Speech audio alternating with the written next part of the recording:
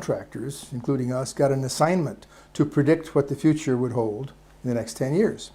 And so our assignment was to talk about going to space and back.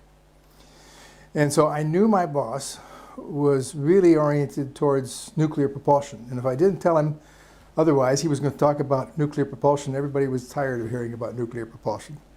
So I said, well, gee, Ray, why don't you tell him about how the UFOs allegedly do it? And he said, that's a great idea. Why don't you work that out? So I read my first book, which was Donald Menzel's book. And after I read that book, I told my wife, I said, this guy's allegedly a scientist, but he's not talking logically. He's ignoring the data. And so I read another book, and pretty soon I'd read, 50 books. And at that time, I became interested in subscribing to the various journals and met Jim McDonnell. Now, there were two interesting aspects that fell out of this meeting with Jim McDonnell.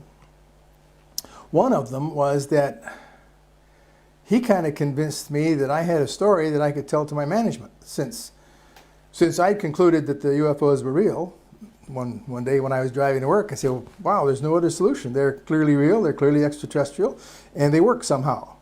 And I think we ought to figure out how they work, because I wouldn't want to be the last aerospace company to discover gravity control.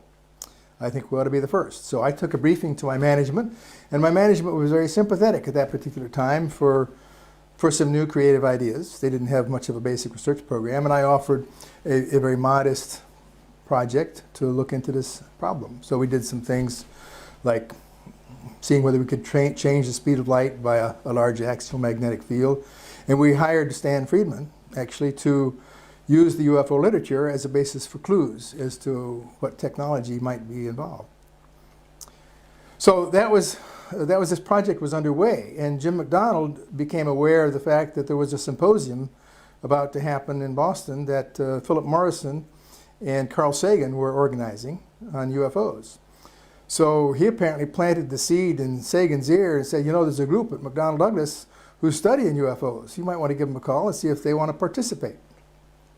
Well, I had just finished reading Carl Sagan's wonderful book, Intelligent Life in the Universe, written in about 1966, and had a tremendous respect for the ideas that I had seen there, which included the serious consideration for extraterrestrial life. And so Carl called one day and introduced himself, and I was honored, of course, because he was clearly more outranking than I was in terms of his profession at that time. And he said, I understand that you might be doing some work, and what would you want to talk about if we were asked to give a paper?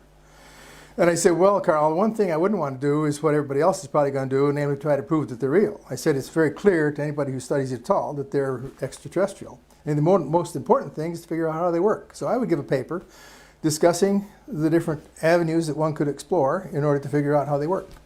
And there was long silence on the phone, and he never invited me to give the paper. So at that, I did, however, attend the conference anyway, and I heard everybody else who was there, and I realized that at that time I began to ask myself, is there some plan to control this process? That was just a sort of a subconscious thought that I had in my mind, and I didn't really do much more with it then.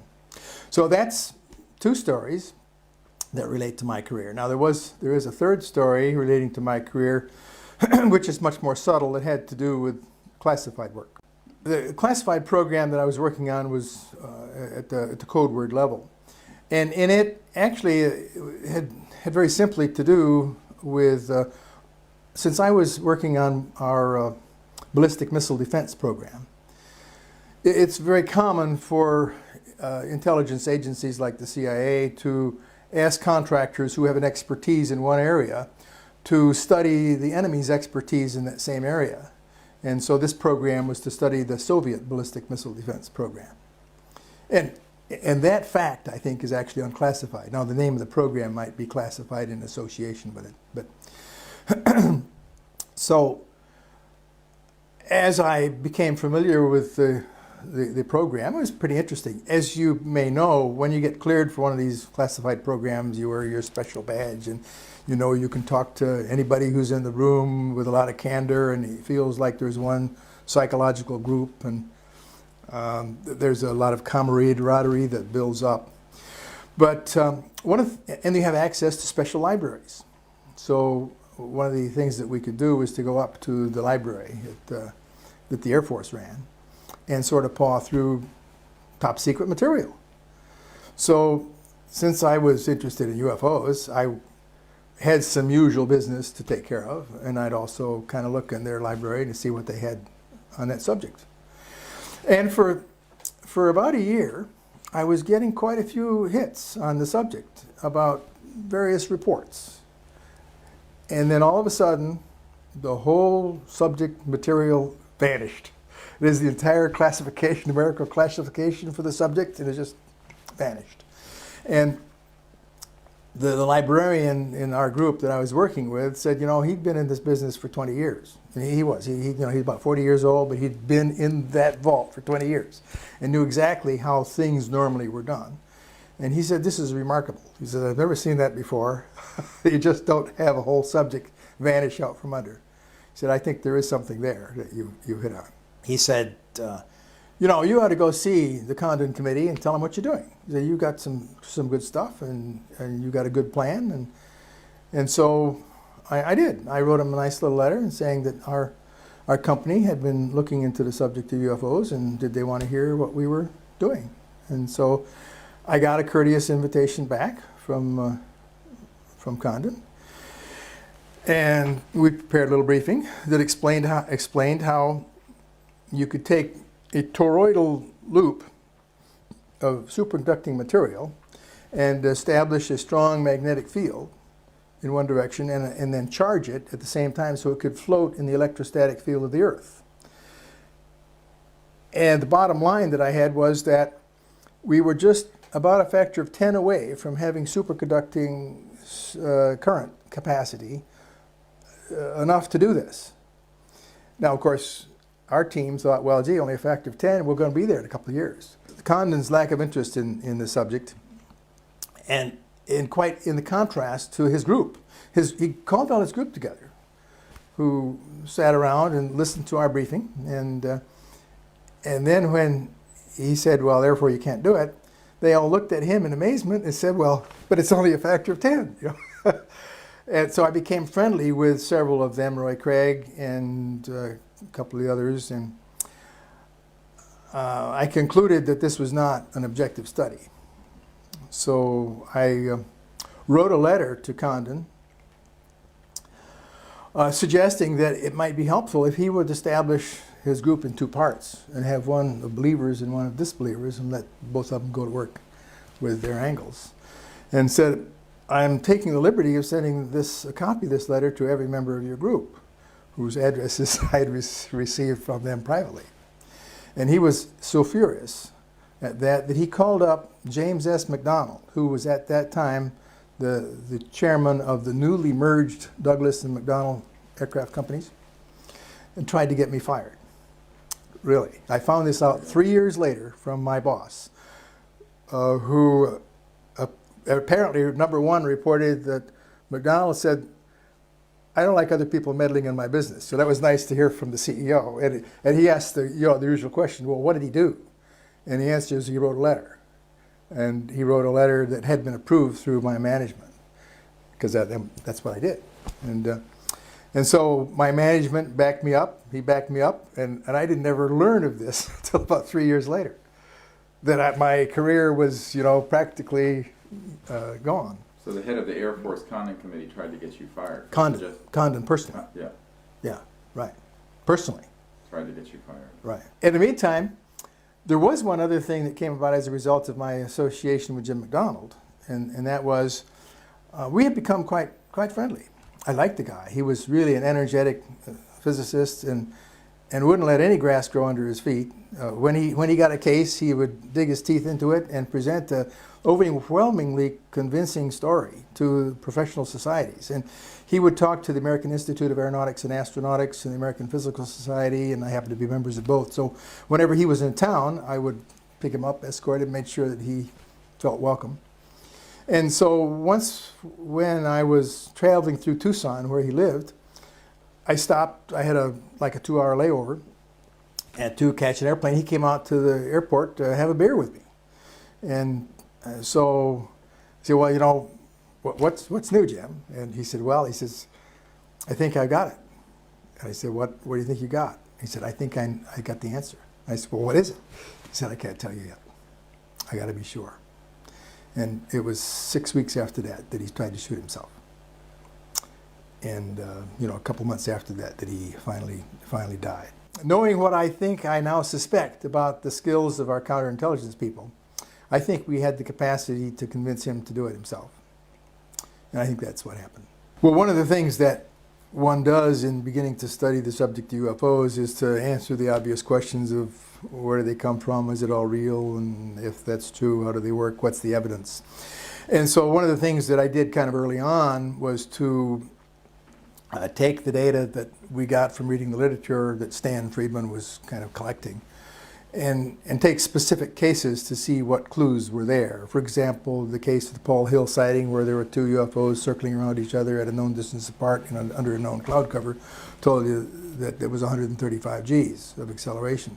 So you had, you know, really a good number. And then likewise, you can compute the Gs from the time to disappear over the horizon. So I developed a kind of a technical briefing on what we knew the limits might be, and also things relating to the physical evidence, that is indentations on a railroad tie that were so deep and so big a diameter told you, you know, what the pressure was going to be per square centimeter. And you can make an estimate of what that meant with respect to the weight of the craft. So these kinds of things I just kind of automatically did as I was developing my thought processes. And I concluded that there was just no question about what they were. They were genuine, real objects, and that they worked in some specific way. And that the only question was to figure out how. That is, there was nothing like magic, and there are no secrets if you're smart enough. You just figure out what the equations are. And we weren't there yet. We studied this project on company money, and wound up we spent $500,000 of 1968 to $70 of the company's money. Here we were studying a technology that might be 1,000 years ahead of ours, and we might not have the materials or the methods or anything. So the right thing to do was to cancel it. There were other things as I became more familiar with the literature that I gradually developed an opinion on. One was the opinion that the psychic communication was always a clue and was usually present. As I remember, the one case that particularly impressed me of some guy in Mexico said he came around, he was hiking, he came around a corner, and there was this huge alien with a device around his belt. And so the guy touched the belt, turned a knob, and all of a sudden he was hearing what the alien was thinking, directly, just like that. And say, well, you know, that's what we need is a device like that. All you have to do is figure out how it works. And it should be straightforward once we study that. That's why when I was in the vault, I was working with a guy who turned out, you may even have heard of him. His name is Jack Houck, who had a good deal of interest in studying anomalous things that had to do with the mind. And so he had been looking at the subject of remote viewing. He invented the PK party with Colonel John Alexander, and whom you may know, well, whom people may know of. And Jack got me interested in becoming familiar with remote viewing. And so I met Hal Putoff when he was working at SRI. And Hal told me about their program there. And one thing led to another, that we did a little coordinate remote viewing program of our own. And it turned out that Mr. McDonnell became aware of this fact, that we were doing this in the vault. Or at least we were thinking about doing it. And he called me into his office one day when I was back at St. Louis on a business trip. And I thought, you know, I'm about to get really chastised. But he talked to me for 2 hours and said he was excited to find out there was somebody who was interested in the subject because, you know, he named his airplanes the Phantom and the Voodoo because he believed in that stuff. And the Banshee, I think. There were maybe 4 names. And So he gave us $20,000 to study this coordinate remote viewing covertly in the vault. The net result was that I had become familiar with yet another corner of anomalies, namely the psychic end. And so I started to inadvertently just add together what I knew about UFOs and what I knew about psychic stuff and figure they were all interconnected. And if you get one set of equations, you're going to get the other. And Hal Puthoff and I were in agreement with that, and we'd established a pretty good relationship because I was doing some innovative things that Hal hadn't thought of. I came to the conclusion early on that the evidence for extraterrestrial visitation was just overwhelming. I mean, almost so large that you don't even have to discuss it. As I became more familiar with the UFO program on projects, especially in my conversations with Jim McDonnell, I originally kind of thought like he did, that it either had to be a cover-up or a follow-up. And he had leaned strongly to follow-up, and there was certainly enough evidence to support a lot of follow-up by the Blue Book personnel. However, in my last conversation with him, as I thought back on it, I concluded that what he'd found was that he'd found that there was a cover-up, and that he very likely had run into the crash retrieval story. And that's why he wanted to make absolutely sure that it was right before he even told me. So since then, I have not closed my mind to any possibility, including the degree to which we might have been successful in reverse engineering or reverse sciencing the craft, the possibility that we've been doing that same process in the psychic domain, and the possibility that our intelligence and counterintelligence forces are sufficiently sophisticated that there's almost nothing they can't deal with. I mean, you can imagine, and this comes now from my kind of current work, that as you look at the majestic documents, the ones that we're researching, that the 1952 documents basically say that the most critical problem is the control of the press. You can imagine a group of guys, say in about 1949, getting together and say, how are we going to keep the public from knowing this? And it would have been a challenge. It would have been a fun project to develop the plan to ensure that the public never really found out the truth, and to have all sorts of countermeasures ready for if this happens that, if that happens this. And so, in my opinion, whoever is in control now has all these countermeasures all worked out.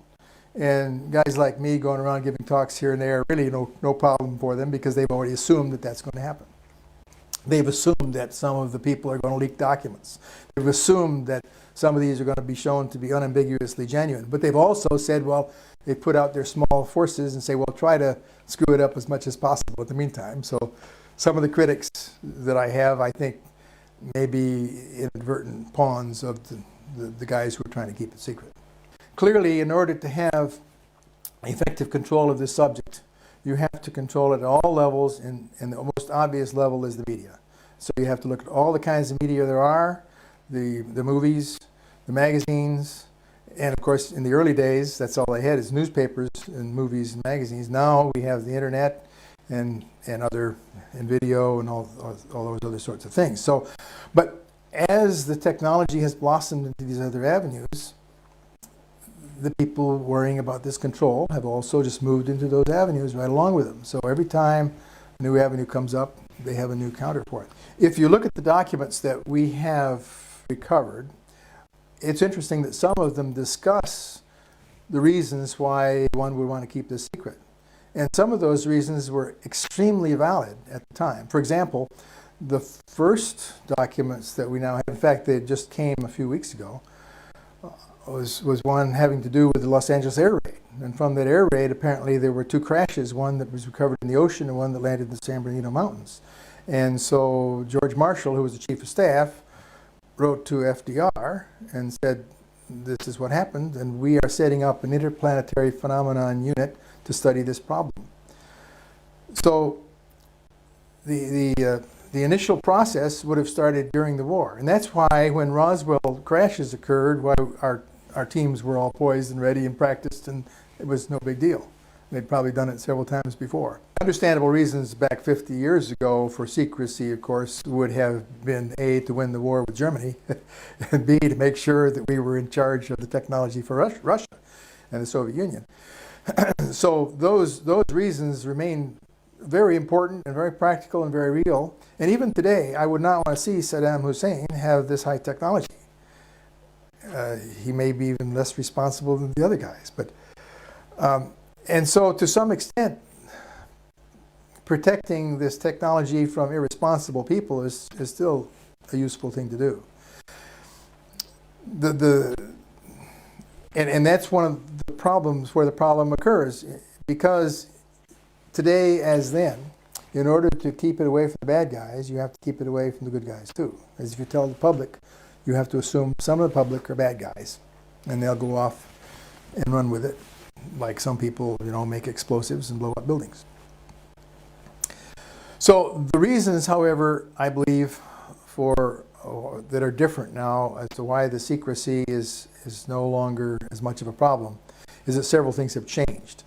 One, there is, I believe, no significant religious reason for keeping it secret, and at that time they didn't really know. When the first UFOs crashed, the radio program, The War of the Worlds, was only 3 or 4 years old, and people remembered how allegedly the public got all upset because there were Martians landing in their backyard. I don't think that's a problem anymore. The problem of politics, I think, is the same. That is, the people who are in power want to stay in power. And unless they see this as an advantage to staying in power, there's no reason for them to do it. But the reason for, I believe, the genuine reason for releasing this information and story to the public is that we're paying for it. I mean, these covert programs have cost the taxpayers a huge percentage, like 10% of our GNP or some big number like that. I mean, you hear numbers like $30 to $50 billion, but I don't think that's 10% of the GNP. I'd be inclined to say we've spent more than that. We have not only the well-known covert black programs, but we have, I guess to use Steve Greer's phrase, unacknowledged black programs. So fundamentally, it's wrong to steal money from people in a democracy. I'm often asked, well, what do I think about what's going on today? And I guess my cautious answer to that question is my son and I study the documents that we can get a hold of. And those documents tend to span the range from 1941 to 1970. And we know what they say, and we think we can prove that they're authentic and genuine and telling the right story. The word is that in 1970 or so, everything went electronic. And that would have been, I think, quite consistent with what I was seeing and what you'd want to do if you had a really secure program, to make it go electronic or just have it word of mouth and write almost nothing down on paper for people to leak. And that may be one of the reasons we're not getting leaks today.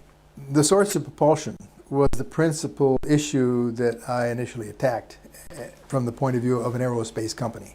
That is, how do you get there from here? And part of that answer has to do with getting the energy to drive the propulsion system, because clearly it's not done by throwing little particles out the rear, as we generally do. So I have concluded that whatever the source of the propulsion gravity control is the same as the source to release energy. And once you find one, you'll find the other. And I also think you'll probably get a good hint on how the psychic things work. So those things are likely to be interconnected at the various deepest level. Now, the theory that I'm most familiar with, that I feel kind of comfortable with, is the zero-point fluctuation theories that Dr. Puthoff has studied carefully. I got a call from the Gaithersburg facility saying that they had 12 to 15 UFOs 50 to 100 feet off the ground. So I asked the guy who was on the radio with me, I said, what do they sound like? He took his head mic off, put it out the van window, and again the pulsating sound, except there were more of them. And he was describing them.